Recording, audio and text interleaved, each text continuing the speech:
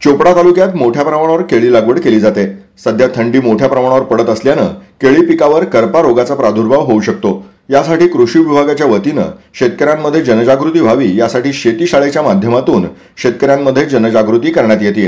कृषी विभागानं शेतकऱ्यांना दिलेल्या उपाययोजना आणि घ्यावयाची काळजी या संदर्भात केलेलं मार्गदर्शन त्याचा उपयोग केला तर पिकावर होणारा रोगाचा प्रादुर्भाव रोखू शकतात आणि उत्पन्नात देखील घट होणार नाही। उत्पन्न वाढीवर भर देता येईल असं तालुका कृषी अधिकारी दीपक साळुंके यांनी सांगितलंय।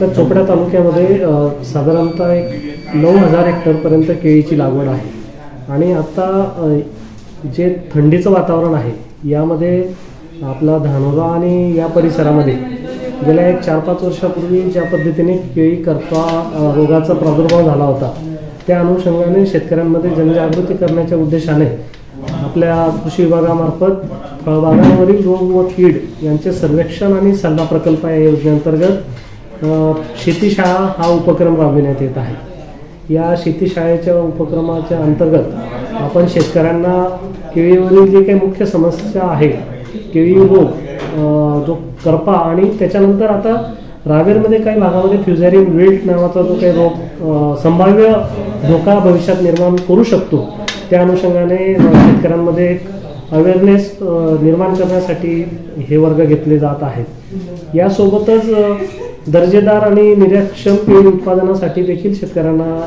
या वर्गाच्या माध्यमातून शेतीशाळेच्या माध्यमातून मार्गदर्शन करण्यात येत आहे। शेतकऱ्यांना काय आव्हान करणार याच्यावर उपाययोजना आता सध्या आपल्या कृषी विभागामार्फत गलंगी आणि धानोरा या 2 ठिकाणी शेतीशाळेचे वर्ग घेण्यात येत आहेत।